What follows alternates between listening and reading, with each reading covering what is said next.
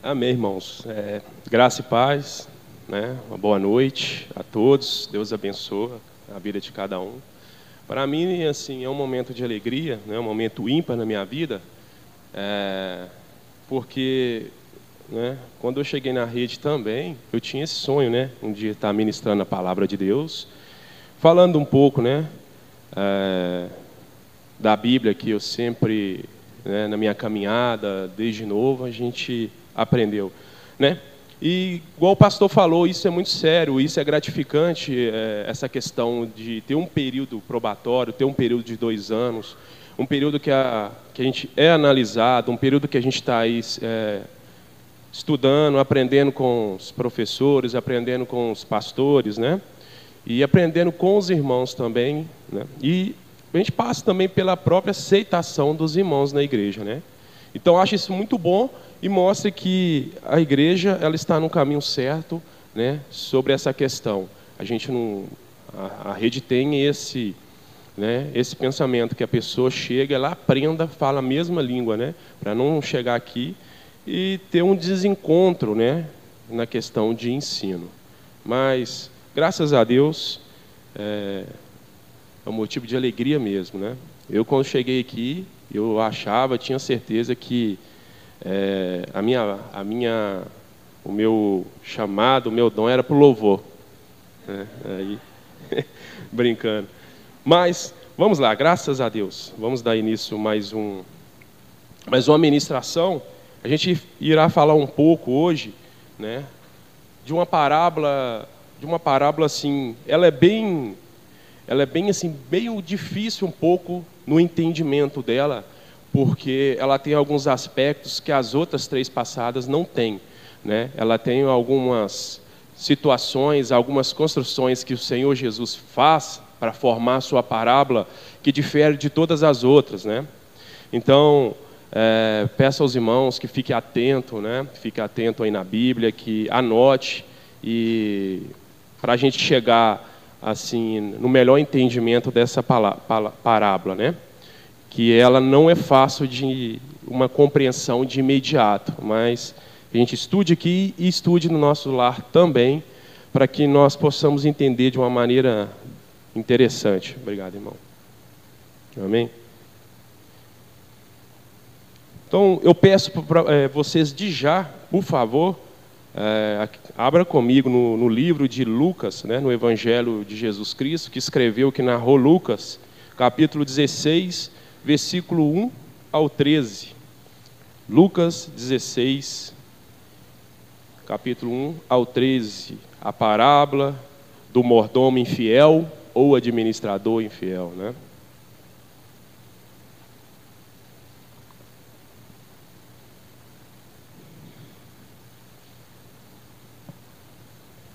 Amém. Lembrando que a gente sempre está falando, a gente sempre explica para os irmãos que a gente usa aqui nos nossos textos, nossos slides, né, toda a nossa parte de ensino da igreja, a gente usa a versão NAA, né? Mas igual o pastor fala, é sempre a mesma coisa, muda algumas questões, mas pouca, mas não muda o sentido daquilo que o autor quis dizer, né? Então vamos lá. A parábola do mordomo infiel, texto base, Lucas 16, capítulo 16, versículo 1, que diz assim: Jesus disse também aos seus discípulos: certo homem rico tinha um administrador. Um dia ele recebeu uma denúncia de que esse administrador estava desperdiçando os seus bens. Então, chamando, lhe disse: que é isto que ouço a seu respeito? Preste conta da sua administração, porque você não pode mais ser o meu administrador. O administrador, então, se pôs a pensar: que farei agora que estou sendo demitido pelo meu patrão? Trabalhar na terra, na agricultura, não posso. De mendigar, tenho vergonha. Já sei o que vou fazer, para que, quando for demitido, as pessoas me recebam em suas casas. tendo chamado cada um dos devedores de seu patrão, perguntou ao primeiro: quanto você deve ao meu patrão? E ele respondeu: 100 barris de azeite. Então o administrador disse: pegue a sua conta, sente-se depressa e escreva 50. Depois perguntou a outro: e você, quanto deve? E ele respondeu: 100 sacos de trigo. O administrador lhe disse: pegue a sua conta, escreva 80. O patrão elogiou o administrador infiel por sua esperteza, porque os filhos do mundo são mais espertos na sua própria geração do que os filhos da luz. E eu recomendo a vocês, usem a riqueza injusta para fazer amigos, para que, quando a riqueza faltar a vocês, sejam recebidos nos tabernáculos eternos. Quem é fiel no pouco, também é fiel no muito. E quem é injusto no pouco, também é injusto no muito. Portanto, se vocês não forem fiéis na aplicação da riqueza injusta, quem lhes confiará a verdadeira riqueza? Versículo 12. Se vocês não são fiéis na aplicação do que é dos outros, quem lhes dará o que é de vocês? Nenhum servo pode servir a 2 senhores, porque irá odiar um e amar o outro, ou irá se dedicar a um e desprezar o outro. Vocês não podem servir a Deus e a riqueza. Outras traduções estão a mamon. Feche teus olhos, vamos orar, vamos agradecer a Deus por mais uma oportunidade maravilhosa. Senhor, nosso Deus, nosso Pai, nós te agradecemos como igreja, por nos abençoar, Deus, de ouvir, de ter esse momento maravilhoso, de poder participar, Senhor, de um culto público, de ouvir a Tua palavra, de cantar louvores ao Senhor. Nós te agradecemos, Senhor, porque sabemos que esses minutos, essas horas, foram conquistados com sangue, Senhor, e com poderoso sangue, e com o sangue dos nossos irmãos, o sangue dos apóstolos, dos pais da igreja e de outras pessoas que o Senhor levantou, Deus. Nos ajude a entender a palavra, nos ajude a memorizar, a guardar no nosso entendimento, Senhor. Que isso venha nos transformar cada dia mais e que Teu Espírito tenha total liberdade para ministrar em nossos corações a Tua palavra. Nós te agradecemos e te peço, Senhor, que o Senhor leve cativo até a Ti as nossas atenções, a Tua palavra nesse momento. Amém. Glória a Deus. Irmãos, antes de a gente falar um pouco sobre o texto, né, proposto nessa noite, eu queria que os irmãos fossem comigo, né, até o capítulo 15, que a gente desse uma olhada. A gente não vai fazer algumas leituras, mas a gente vai entrar dentro do contexto, porque o Senhor falou por parábolas, porque o Senhor escreveu essas parábolas, qual que era o contexto histórico, o que aconteceu nessa época, quem era o público ouvinte, né? E quem era o público que Jesus estava direcionando essas parábolas. Eu queria que você fosse até o capítulo 15, né, comigo. Eu vou só fazer uma passagem rápida para que a gente possa situar melhor, né? No capítulo 15, e a gente vê que no capítulo 15 tem 3 parábolas que Jesus conta, que o Senhor Jesus conta a várias pessoas que se encontravam naquele tempo com ele, né? Tinha ali a multidão que o seguia, tinha ali os fariseus e os saduceus, e tinha os mestres da lei, ou os escribas, aqueles que eram dotados do conhecimento da lei. Então a gente vê que Jesus arrastava vários gêneros, várias pessoas com ele. E ali Jesus ele está num lugar e começa agora a narrar, a contar essas parábolas. No capítulo 15, a gente vê que os fariseus, né, e os escribas, os mestres da lei, eles estavam atrás de Jesus para combater, para atrapalhar o ministério, para atrapalhar a palavra a ser semeada por Cristo. E a gente consegue perceber na íntegra que eles não tinham o coração aquebrantado para recepcionar a palavra de Cristo, mas sim para confrontar a palavra de Jesus Cristo. E aí a gente entende, nesse contexto, por que Jesus escreveu essas parábolas? Por que Jesus falou essas parábolas? Para quem que ele falou essa parábola? As 3 primeiras parábolas. Jesus, antes de iniciar, antes dele falar a última parábola do capítulo 16, ele fala 3. Primeiro, a parábola da ovelha perdida, a parábola da dracma perdida e a parábola do filho pródigo, né? Essas parábolas, ele direciona primeiramente aos fariseus. Ele direciona como alvo de crítica para eles, né? Essa parábola, ela é bem direcionada a esse público de pessoas, de homens que não estava propício a aceitar a palavra do Senhor. E Jesus, ele primeiro começa a direcionar essas parábolas para esses homens, porque esses homens, eles, além de ser contra a palavra, contra o ministério de Cristo, né, eles eram avarentos, homens amantes do dinheiro e homens que não queriam deixar os gentios entrar no reino de Deus. O que é os gentios? Os irmãos sabem, é tudo aquilo que não é Israel, que não era judeu. E eles queriam atrapalhar esse ministério. Eles não aceitavam, né, que pessoas que não fossem judeus fossem introduzidas no reino de Deus. E aí a gente vê, né, Jesus pregando a palavra, e eles criticam Jesus por Jesus pregar a palavra entre pecadores, entre publicanos e entre todos os restos de pecadores que estavam no meio e estava sendo atraído pela palavra do Senhor. Então a gente vê a crítica que eles fazem. Esse homem, ele come, ele bebe, ele se mistura, ele fala com publicanos, com pecadores. Então a gente vê essa forma que esses homens usaram para atrapalhar o Senhor Jesus no seu ministério. E a gente vê que esse público que estava sendo arrastado por Cristo, que estava vindo atrás da palavra, né, e era um público de pessoas consideradas naquela época pecadores. Fariseus também eram pecadores, mas publicanos, principalmente os publicanos eram odiados. Pessoas que cobravam impostos dos seus irmãos, né, que trabalhavam para Roma, porque Israel estava debaixo do império de Roma, né? Então a gente vê que Jesus agora ele começa a falar sobre isso, sobre essas parábolas, quando ele é indagado sobre isso. Talvez não foi uma indagação velada, direto para Jesus, mas foi algo que provavelmente ele ouviu. E ele começa a falar essas parábolas, né? Ele primeiro inicia com a parábola da ovelha perdida, depois a parábola da dracma perdida, depois Jesus fala da parábola do filho pródigo, né?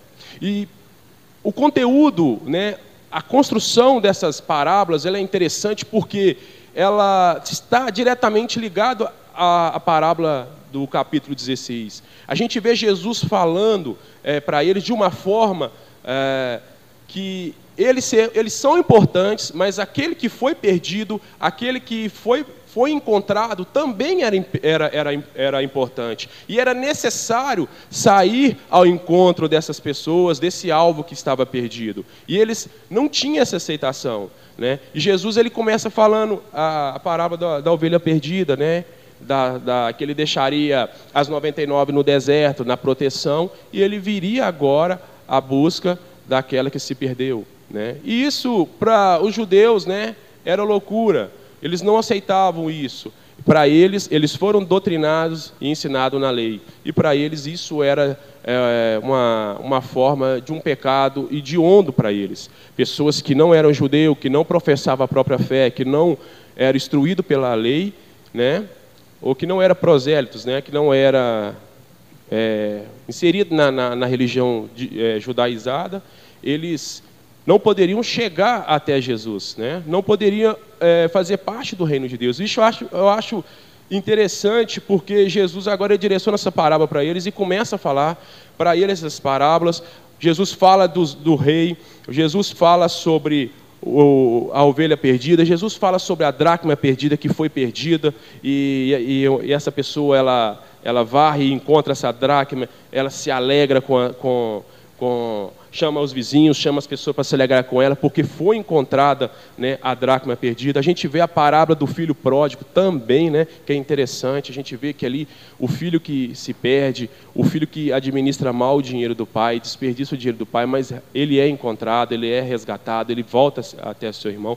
Então a gente vê a comparação, né, do filho pródigo que saiu do seio do pai, e a gente vê também a passagem ao filho que ficou em casa, né? E dá aqui meio que um ciúme no meio da relação. A gente vê que o filho que ficou em casa, ele questionou seu pai, né? Todos nós já estamos cientes dessa parábola. Então, dá aqui meio semelhante os judeus questionando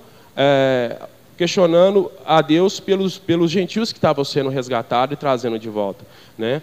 Então, Jesus agora, ele direcionou para esse público,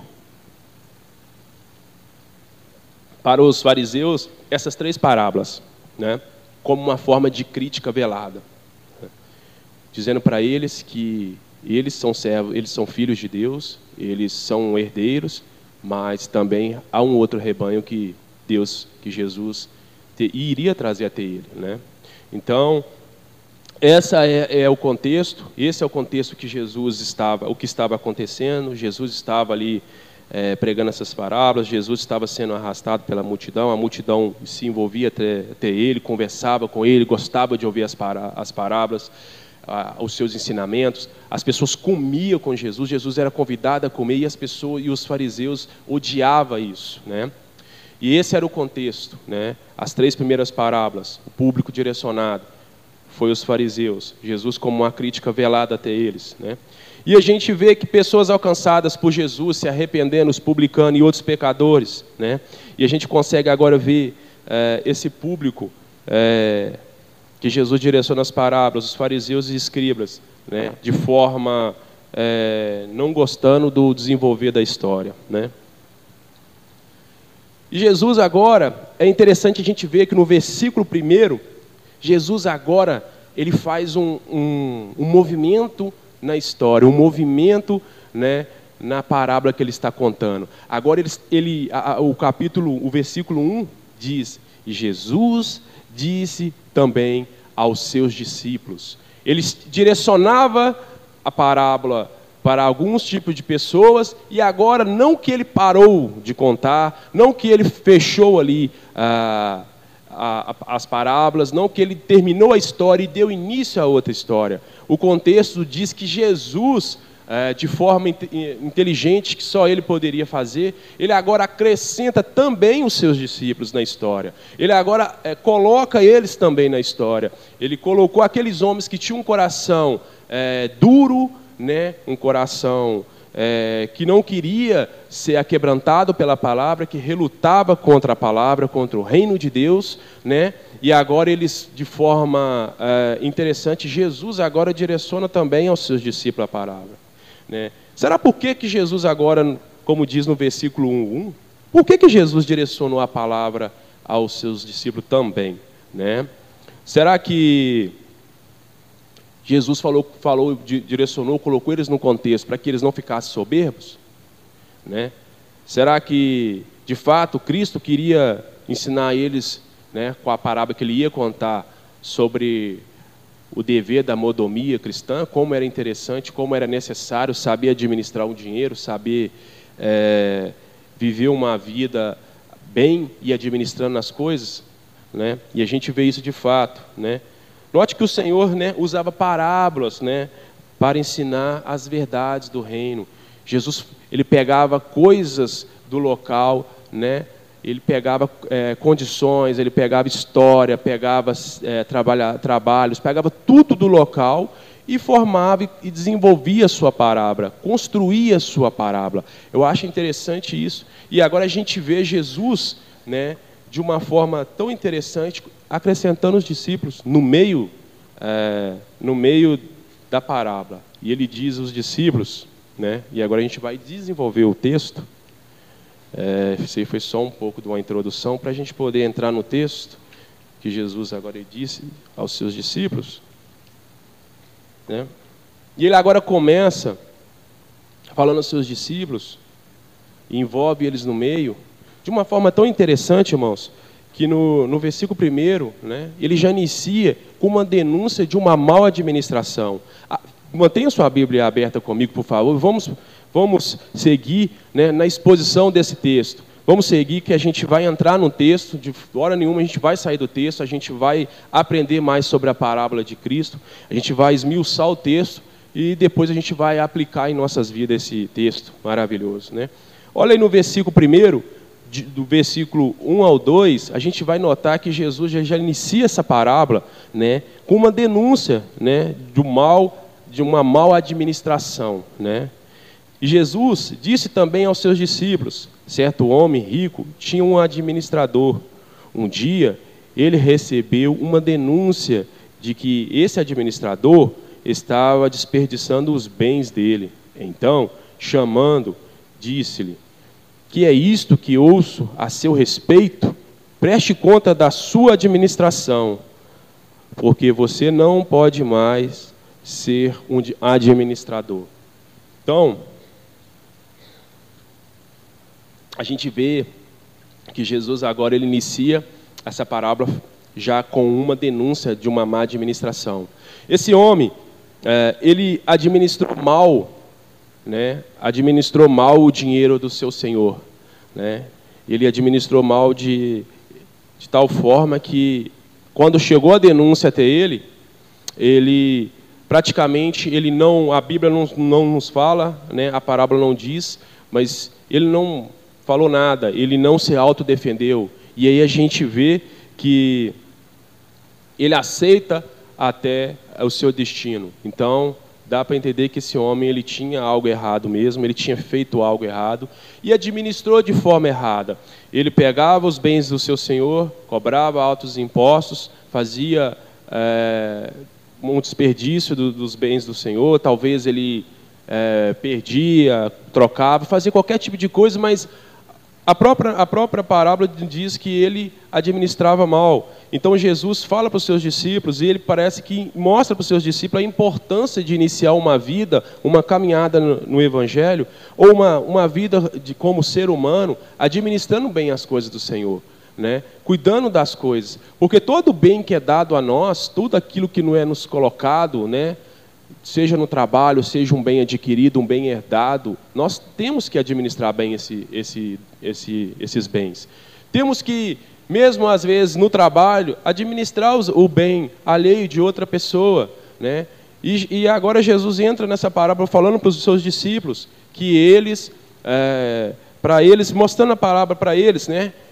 Deve que Jesus virou para eles e pôs eles na parábola e falou para eles: olha, tem um administrador mau, né, que ele administrou de forma pífia o dinheiro do seu patrão, né? E agora Jesus mostra para eles, através dessa denúncia desse administrador infiel, que a gente vimos no versículo 1 e 2, né, essa triste administração que começou talvez bem, mas foi de uma forma desastrada e acabou com uma denúncia, né, e acabou com uma perca de emprego. E a gente vê que o desenrolar dessa parábola é bastante interessante, mas o ápice dela vai ser bem no finalzinho.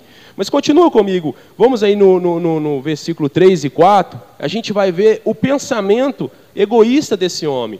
Quando ele recebe, no versículo 1 e 2, ele recebe essa notícia, ele é denunciado pelas pessoas para o seu patrão, que ele estava desperdiçando, cometendo fraude com o dinheiro do seu patrão. Agora ele, né, após receber essa notícia, agora note o pensamento desse homem. Vamos lá, no versículo 3 e 4, o administrador então se pôs a pensar: que farei agora que estou sendo demitido pelo meu patrão? Trabalhar na terra não posso, de mendigar tenho vergonha, já sei o que vou fazer, para que, quando for demitido, as pessoas me recebam em suas casas, né? Aí começa um pouco a desenvolver essa parábola. Jesus fala nos primeiros versículos, 1 e 2, uma mal administração, um homem que estava fazendo errado. a administração. E agora Jesus agora começa, né, a desenvolver um pouco, construindo essa parábola. Ele fala, né, do pensamento desse administrador. Momento algum esse homem se arrepende dos seus pecados. Momento algum ele confessa. Ele agora está pensando no seu futuro, né? Aí que a gente começa a entender o desenrolar da parábola sobre a astúcia, né? Que os filhos das trevas são mais astutos do que os filhos da luz. Esse homem agora começa, né, a pensar, né, no seu futuro. E ele vai maquinando. O versículo 3 e 4 nos mostra bem claro isso, né? Esse pensamento. O administrador então se pôs a pensar: que farei agora que estou sendo demitido pelo meu patrão? Trabalhar na terra não posso, pegar pesado não posso. Ele não queria viver uma vida honesta, uma vida sadia, de forma que agradasse o seu patrão, uma vida redimida. Ele não queria tocar na terra, ele não queria ser um lavrador, que era a forma que o pessoal ganhava dinheiro naquela época, era o que impactava ali o dinheiro naquela época. Então ele não queria tocar na terra, ele não queria viver uma vida simples, né? E depois ele fala: de mendigar eu tenho vergonha, né? No versículo 3 e 4. Então a gente mostra para a gente que ele era um homem que, momento algum, queria se arrepender. Momento algum ele queria uma transformação de vida. Ele pensou de forma astuta, ele pensou de forma egoísta, né, no seu futuro.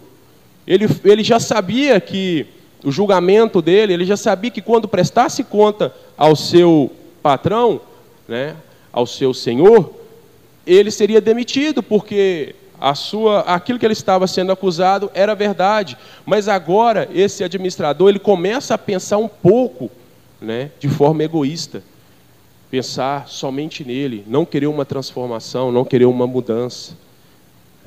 Eu entendo que essa parábola ela deve ter impactado muito os apóstolos, sobre Jesus falar isso, né? Porque naquele contexto, a pessoa que trabalhava, geralmente ele era escravo. E pelo que nós extraímos da parábola, esse homem era um homem livre. Porque ele poderia ser mandado embora e continuar sua vida para lá. Porque a própria narração da história nos mostra isso. O próprio texto mostra que ele pensou na sua vida futura. Então eu acho bastante interessante que, em momento algum, esse homem ele tem uma transformação. Por isso que Jesus o compara filho das trevas e não filho da luz, né?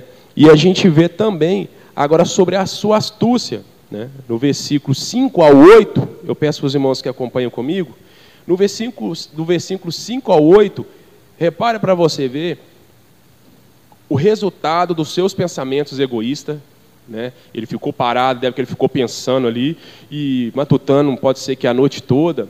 E esse pensamento egoísta, olha o que aconteceu, olha o resultado desses pensamentos egoístas. Vamos comigo, versículo do 5 ao 8. Tendo chamado cada um dos seus devedores, do seu patrão, perguntou ao primeiro: quanto você deve ao meu patrão? E ele respondeu: 100 barris de azeite. Então o administrador disse: pegue a sua conta, sente depressa e escreva 50. Depois perguntou a outro: e você, quanto deve? E ele respondeu: 100 sacos de trigo. O administrador lhe disse: pegue a sua conta, escreva 80. E o patrão elogiou o administrador, infiel por sua esperteza, porque os filhos do mundo são mais espertos na sua própria geração do que os filhos da luz. Interessante, né? Que a gente, em momento algum, a gente vê mudança nesse homem. Realmente, a gente vê que a trajetória dele era de quem estava nas trevas mesmo, de quem estava fundado, né, nessa vida de amar primeiramente ao dinheiro, né? Porque ele estava num contexto que ele ouvia falar de Deus, que tinha as tradições, que tinha a lei, né? E em momento algum a gente vê que ele tinha essa mudança de vida. E é interessante que agora ele descobre uma forma nova, né? Ele descobre algo novo com astúcia, né? Talvez seja um ponto-chave da parábola. Essa forma que ele pensou, que ele analisou, pensou e falou, olha, eu já sei o que eu vou fazer, né? Para essas pessoas que devem meu patrão, porque não eram pessoas pelo o fato do produto que devia, não eram pessoas pobres. Azeite e trigo, pela quantidade, a maioria das pessoas eram ricas que adquiria esses produtos, que eram os produtos para sobrevivência na época. Então a gente vê que um momento é tão interessante que a gente vê que o resultado do seu pensamento, do seu raciocínio na noite, não foi de arrependimento, mas sim de astúcia. Foi assim de como mudar o seu destino, como garantir o seu futuro pós a demissão. E a gente vê que não foi algo limpo, que não foi algo honesto. Ele não quis voltar para uma vida, ou iniciar numa vida dura. Ele não quis trabalhar na agricultura. Ele não quis, talvez, mendigar, né, ao que o texto nos fala. Mas eu acho que é interessante que, em momento algum, ele quis mudar. Ele decidiu maquinar uma forma, ainda que seja elogiada pelo seu chefe, né, pelo seu patrão, uma forma meio errada à nossa vista, né? E ele diz ao primeiro, né, quanto você deve ao meu patrão? Quanto você deve ao meu senhor? E esse homem agora fala, olha, eu devo 100 barris de azeite. Coloque 80, né? O outro, quanto é que você deve? Eu devo 80, eu devo 100, coloque 80. Então a gente vê que foi um desconto de 50% e de 20%. E aí, no meio disso, o seu patrão o elogiou, né? E o patrão, verso 8, e o patrão elogiou o administrador, né? Infiel, por sua esperteza. Jesus está nos mostrando ali algo que nós, cristãos, não fazemos enquanto nós estamos aqui nessa terra, que é pensar no nosso futuro, mas nosso futuro numa vida cristã, né? Nós pensamos o quê? Às vezes nós seguimos, os cristãos às vezes seguem de uma forma meio que sonolenta na vida cristã. Ele deixa as coisas acontecer, ele não pensa no seu futuro. Mas os filhos das trevas, sim, eles seguem maquinando essas coisas. Eles pensam como que eles vão desenvolver o seu futuro aqui na terra, como que eles vão continuar vivendo essa vida de regalia, vivendo sobre mentiras, mas vivendo uma vida abundante de regalia, né? Ele não quis mendigar, ele não quis ser um lavrador, mas ele encontrou, né, uma forma de se dar bem. E o seu Senhor o elogia. Se a gente for pensar, é meio que estranho, né? Talvez essa parábola. Será que Jesus, né, está elogiando uma pessoa que cometeu atos ilícitos? Será que Jesus está elogiando essa pessoa por ela ter feito isso, né? Quando ele fala, né, o patrão o elogiou, né? E a gente vê que Jesus está só construindo a parábola para chegar num sentido final. E a gente vê que Jesus fala sobre a astúcia do filho das trevas, do que ele está fazendo, do como ele está desenvolvendo, quando ele chega em determinados assuntos, quando certas situações acontecem em sua vida, ele consegue de forma suja, mentirosa, ainda alcançar e viver de forma abundante, de forma bacana, construindo essa vida de erros. Mas Jesus chama a atenção para nós que eles ainda estão pensando no seu futuro. Enquanto isso, os cristãos estão dormindo, né? É mais ou menos essa a comparação. Os cristãos estão dormindo.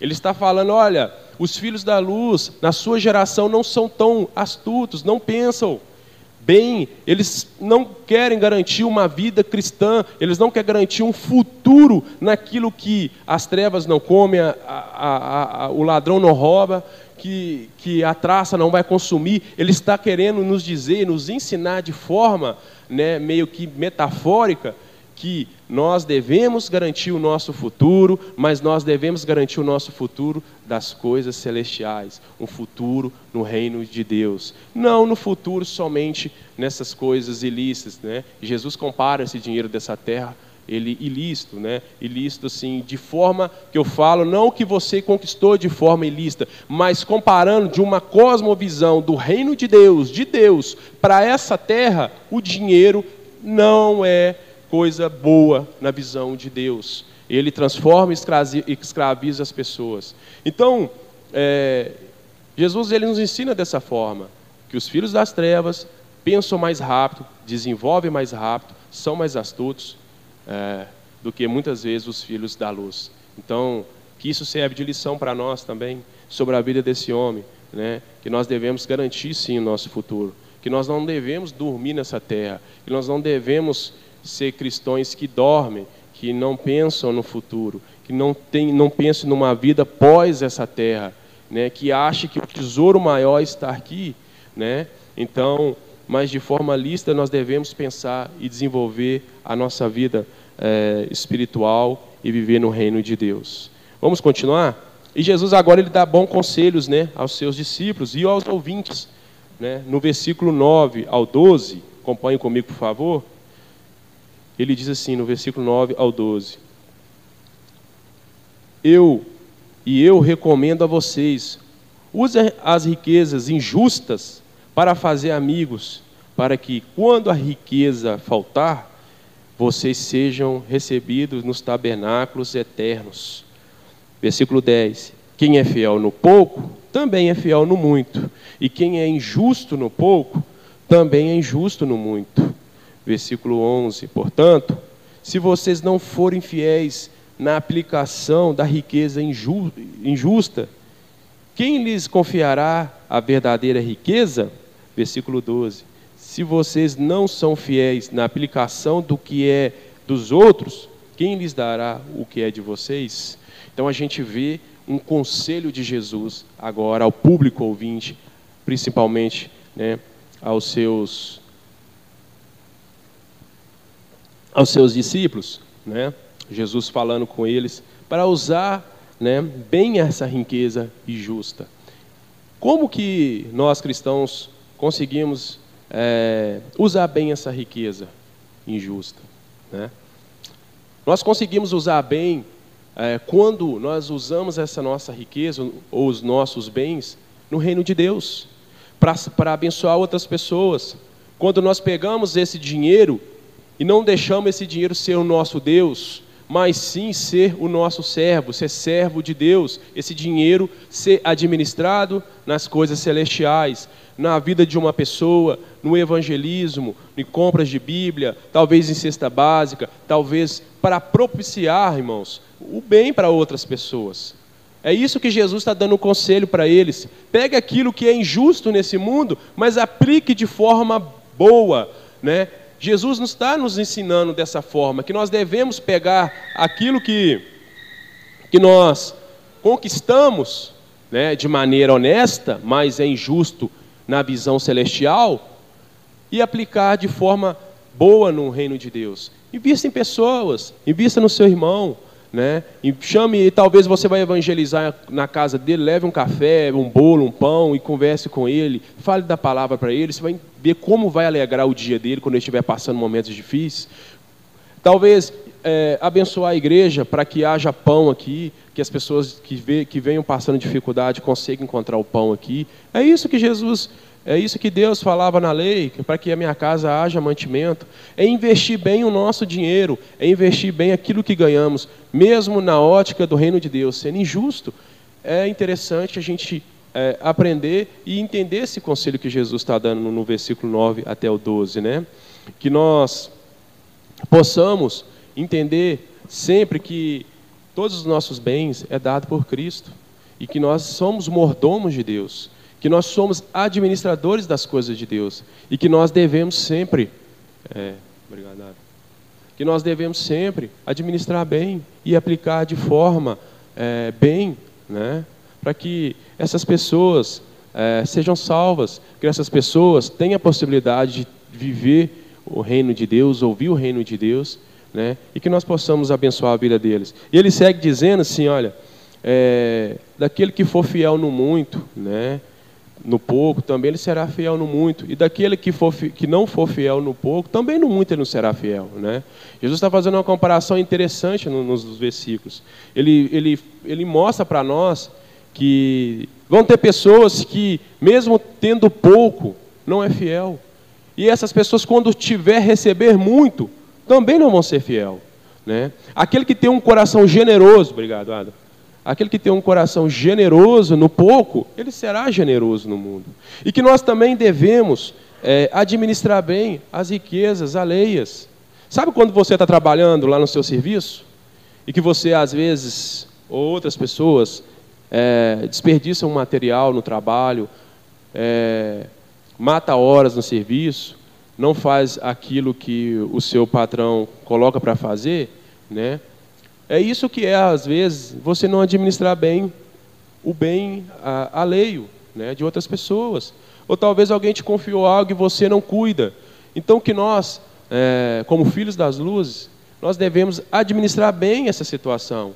Cuidar bem das coisas alheias, para que quando for dado a nós as riquezas eternas, o reino dos céus, né, nós possamos ser aprovados, porque nós administramos bem aquilo que não é nosso.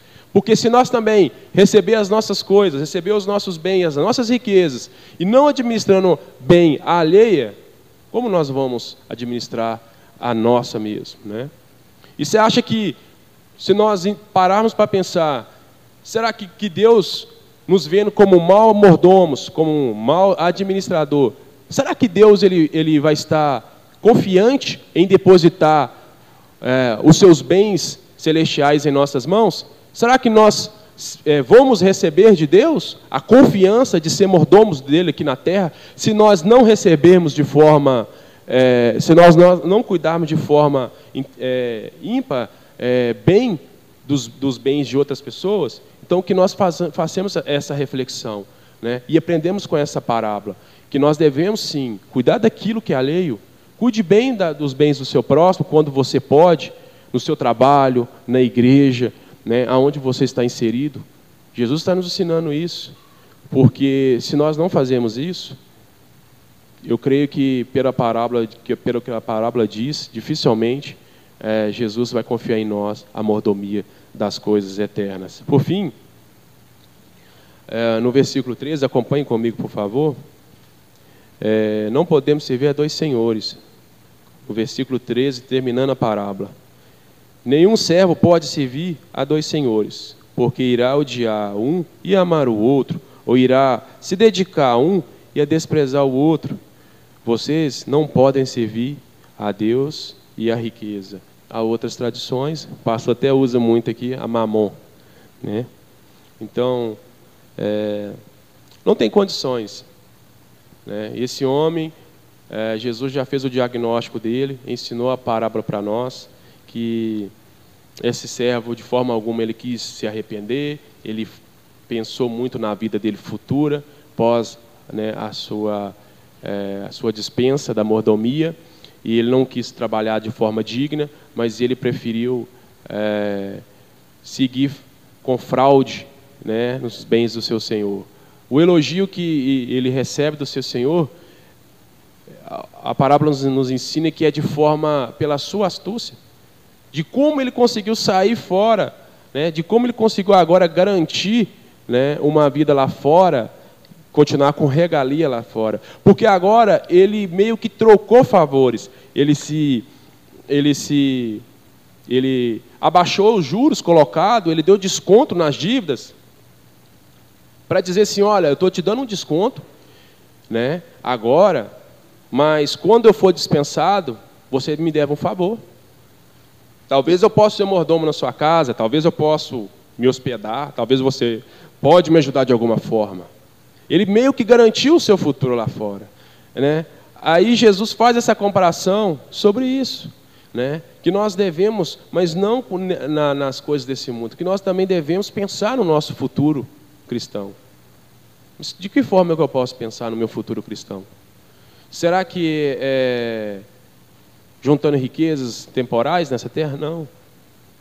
é fazendo uma autoanálise da sua vida, é pensando no que você tem feito, né, enquanto administrador, enquanto mordomo, né? Jesus estava alertando os discípulos para o início de uma caminhada, o início de uma vida no Evangelho.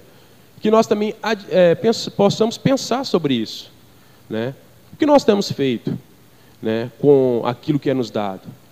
Jesus depositou em nossas mãos, em nossa mordomia, para que nós possamos tomar conta de um bem tão precioso que é seu reino. Será que nós estamos pensando no futuro? Porque ali está mostrando que o mau mordomo, o mau administrador, ele é despedido.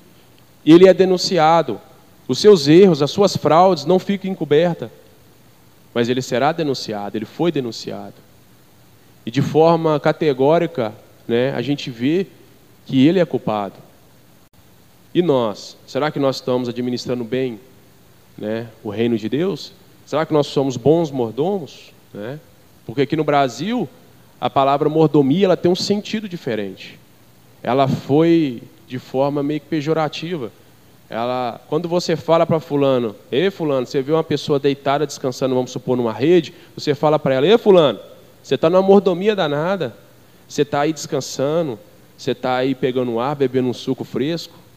A gente entende que mordomia é isso, mas o verdadeiro sentido da palavra mordomo é administrar um bem de alguém, é administrar bem algo. Aquilo que é confiado a você, você administra bem, né? Você pega aquilo quando o seu Senhor te pedir contas, você entrega e está aqui. Eu administrei bem, eu tomei conta, né? Eu fui fiel, eu consegui cuidar daquilo que o Senhor confiou em mim. Então que a gente possa pensar sempre nessas coisas, confiar bem, cuidar bem das coisas que Deus confiou em nós, né? Eu queria... Passa rápido, né, pastor? Eu queria só... Agora que a gente entrou no texto, né, eu expliquei um pouco o texto para os irmãos, a gente agora entrou no texto, conseguimos agora detalhar o texto do versículo 1 até o 13, conseguimos conversar, entender um pouco a vida desse homem, o que Jesus falou. Eu queria fazer umas aplicações para a nossa vida, né?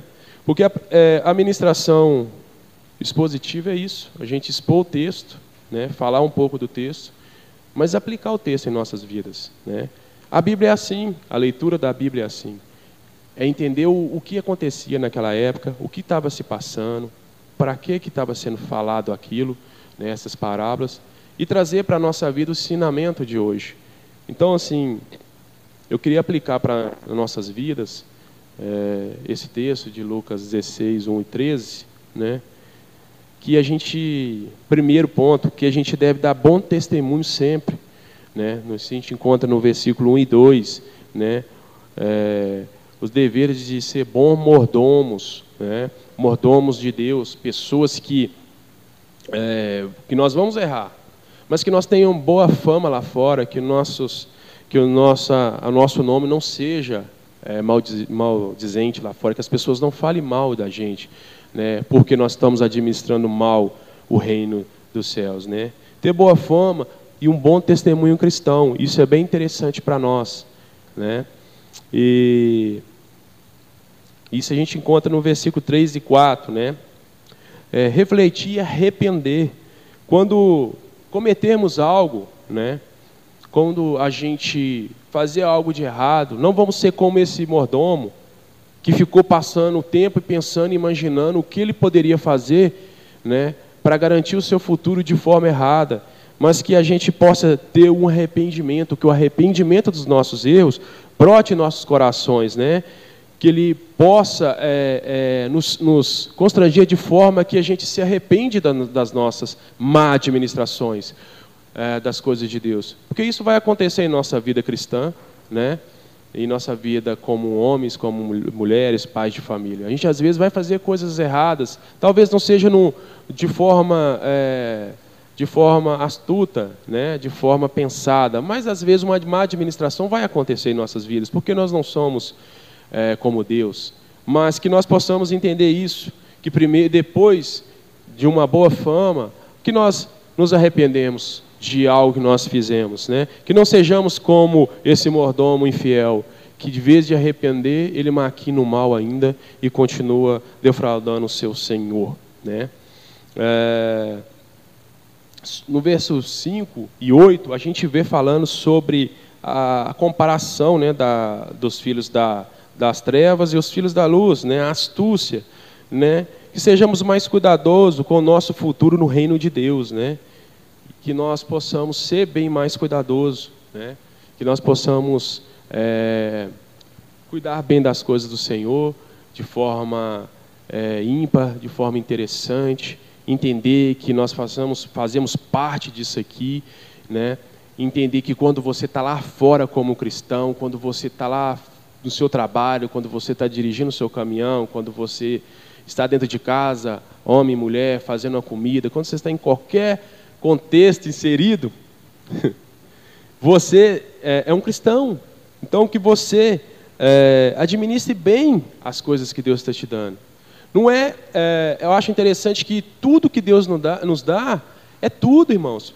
Não é só, às vezes, seu salário, não é, às vezes, algo só aqui dentro da igreja, não é o seu cargo dentro da igreja, mas é uma vida num todo Deus te dá.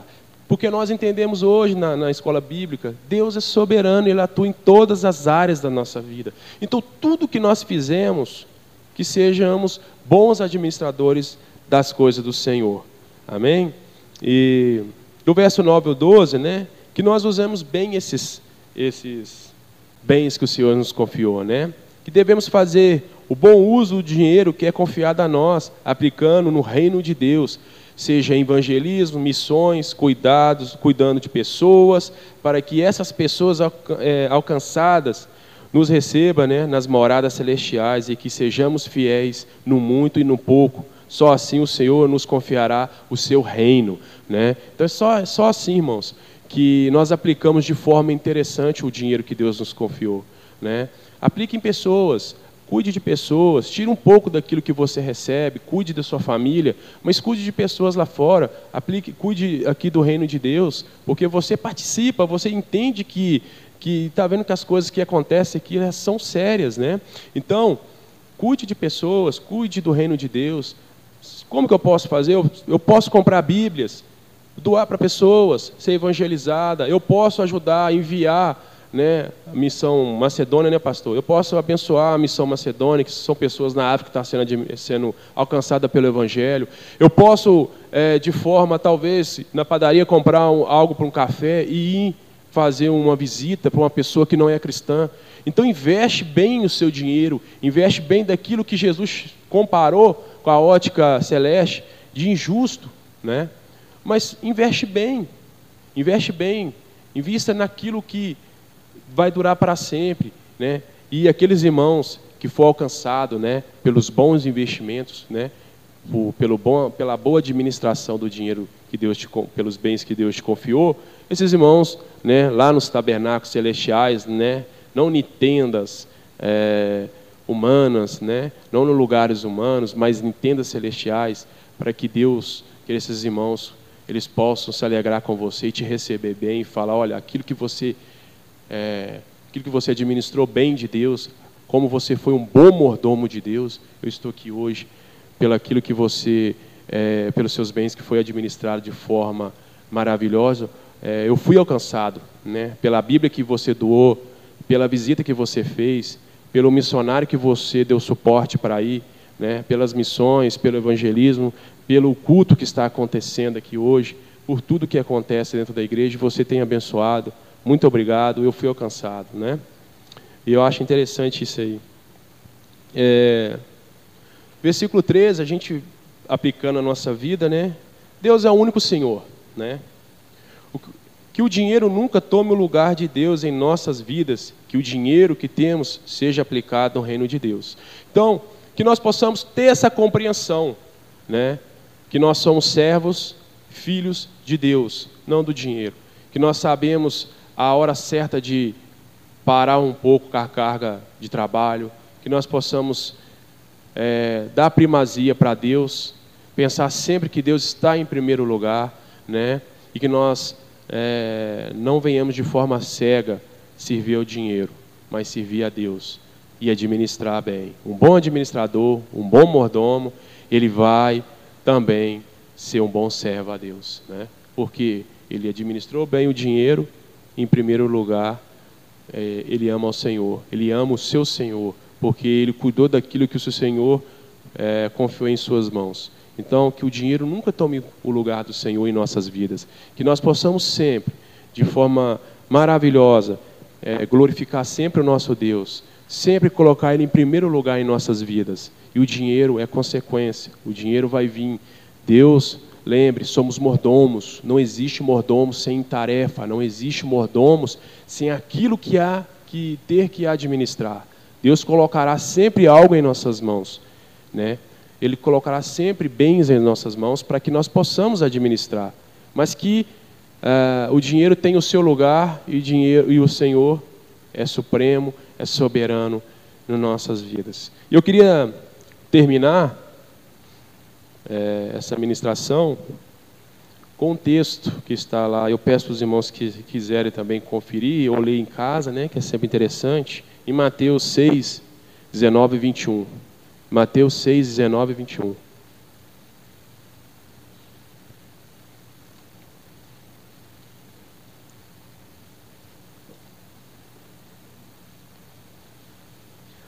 A gente fechar essa ministração, essa exposição de texto da parábola do mau administrador. Mateus 6, 19 e 21 diz assim: não acumule tesouros sobre a terra, onde as traças e a ferrugem corrói, e onde os ladrões escavam e roubam, mas ajunte tesouros no céu, onde as traças e a ferrugem não corrói, e onde os ladrões não escavam nem roubam, porque onde estiver o seu tesouro, aí estará também seu coração. Amém? Que nós possamos refletir, né, essas aplicações, que nós possamos entender sempre que somos bons, devemos ser bons servos, bons mordomos, que o dinheiro nunca deve tomar o lugar do Senhor em nossas vidas, e que nós possamos aprender com essa parábola que Jesus contou, né, sobre esse mau administrador. Que sejamos astutos também, pensamos no nosso futuro, mas no nosso futuro nas coisas celestiais, né, enquanto estamos aqui nessa terra. Feche teus olhos, vamos orar, vamos agradecer a Deus.